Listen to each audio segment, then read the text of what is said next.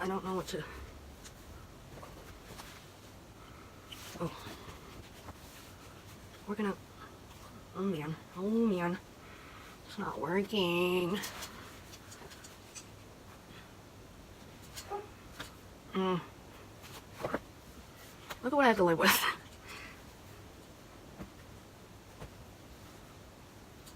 This hat is extremely large. You know what? We're gonna have to work with it.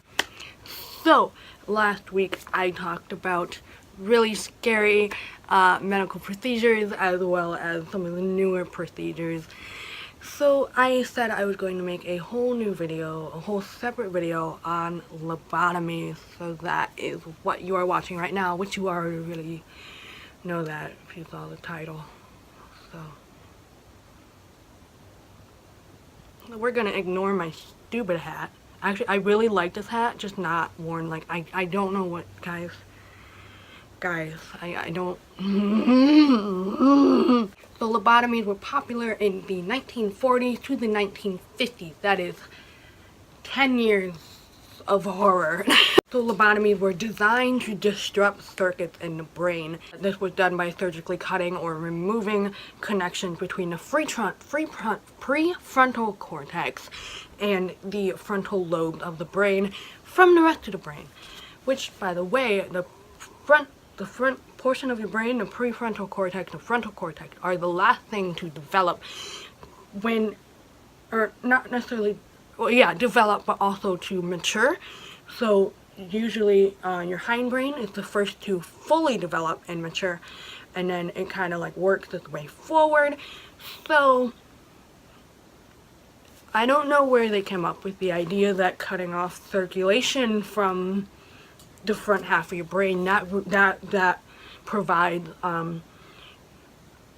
provides reasoning and all of that stuff. I don't know where they decided that was a good idea, but here we are. First forms of lobotomy included trepanation, and last week we talked about trepanation, and if you don't remember, or if you didn't watch that video, which by the way you should, trepanation involves cutting a piece of your skull out. So it removes a piece of the skull, but it leaves the dura mater, so it leaves everything inside the skull intact. It just takes out that protective layer.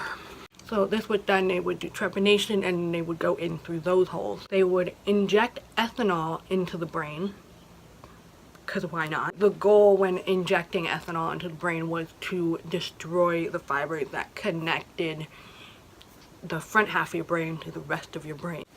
Antonio Egas Moniz, I will also have his name up here, he was the one who invented the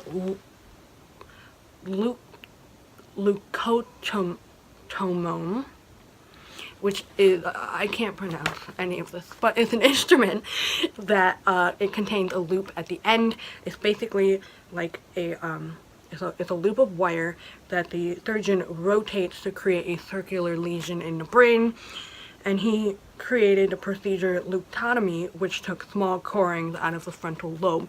So basically they would cut a hole in your head, and then it had this little like wire thing, so it was like a little instrument, and it had like a little wire hook, and then they would stick that in the brain and kind of just like scoop around. So it wasn't actually until 1935 when Walter Freeman took that procedure and created the lobotomy. And this is where Walter Freeman earned the name Father of Lobotomy. So Freeman was coming from a good place. He wanted to ease the pain of the mentally ill. He wanted to try and make their lives better. And so he earned, because he wanted to do this, he earned his PhD in neuropathology. So there's a quote here that I'm going to read. And Freeman believed that excess emotion led to mental illnesses, and that severing certain nerves in the brain could stabilize a person's personality. So the very first lobotomy that was performed in the United States was performed by Walter Freeman, and it was on an unnamed 63-year-old woman who suffered from insomnia and agitated depression. And this process included drilling 6 holes into the top of her skull, and it was reported that It was reported that after this procedure, the patient lived another full 5 years of life. So in 1945, that's when the transorbital lobotomy was invented or introduced. So basically, they created an instrument called an orbital clasp, which is basically a modified ice pick. And what they would do is they would lift the patient's eyelid and they would send the orbital clasp or ice pick into the patient's skull through the eye socket, and the physician would then use a little tiny hammer and would tap on this orbital clasp, and then once it was inserted into the brain, they just kind of wiggle it around and then take it out. I watched a video on this. If you guys, there is Aaron Mahnke. Aaron Mahnke, he has a podcast called Lore. He also has a TV show on Amazon Prime called Lore. And there's a whole episode on the TV show portion. Oh, he also has books. I have some. I really like his work. Anyways, he has a whole video on lobotomies, and I watched it, and it was horrifying. But they would induce a seizure on the patient, so the patient was kind of unconscious, and then that's when they would go in and do this. The idea is that when they put the orbital clasp in and wiggled it around, it would be separating the frontal lobes from the thalamus. So there were only over 50,000 documented cases of lobotomies in the United States, 4,000 of which were done by Walter Freeman himself.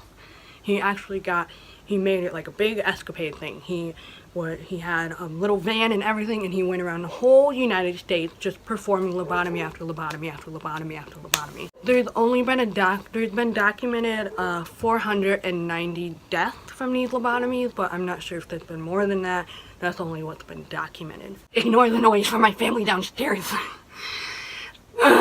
Marie. By the way, my pets have their own Instagram now. I will have their username down below because that's the kind of content you need. And so there were 490 deaths, but then also the people who survived were often put into a vegetative state or even a childlike state. So there was also a lot of side effects that went on, and there's actually so many that I have them listed, so I'm going to have to read them off. But side effects included increased temperature, vomiting, bladder and bowel incontinence, eye problems, apathy or lack of interest, enthusiasm or concern, lethargy, and abnormal sensation of hunger, just to name a few of these symptoms. But besides all of these symptoms and all of these results, lobotomies became very popular in the United States and in hospitals and asylums within the United States. And it was because these patients that were then put into these vegetative or childlike states were much more easier to take care of than the more energized patients. So now I'm going to get into one of the most famous patients of Walter Freeman, and that is actually Rosemary Kennedy. Rosemary Kennedy is the third child of the Kennedy family, John F. Kennedy's sister. Due to a lack of oxygen during her birth, she had a few mild learning disabilities, and her father was told that a lobotomy would help cure her mood swings and violent outbursts. So with the consent of great Joseph P. Kennedy, Rosemary was then put under by electric shock by Walter Freeman, who then performed a lobotomy. Her lobotomy included drilling holes on the side of her head and then using tools to scrape and core away some of the brain matter. So after this lobotomy, Rosemary was then basically had the same mental capacity as a toddler, and since this lobotomy was botched, she then disappeared from both public eye, and even her own siblings didn't know what happened to her for 2 decades until her father passed away. Her father passed away in 1961, and that is when the rest of her family found out that she was sent away to a Catholic facility for the mentally disabled in Wisconsin. And they did this to hide her away from the public eye. The very last lobotomy that Walter Freeman himself performed was in 1967. Even though lobotomies were only popular between 1940 and 1950. They did go all the way up until 1967, and that is when the last lobotomy, performed by Walter Freeman, happened.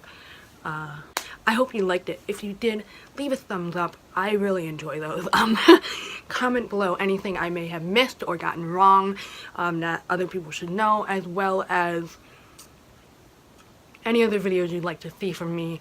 I will be doing a lot of videos regarding specific mental disorders, so if there's any of those that you would like to see at the top of that list, please comment them below or message me on social media, all of which mine will be down below, so I can put that certain disorder more towards the top of the list for you.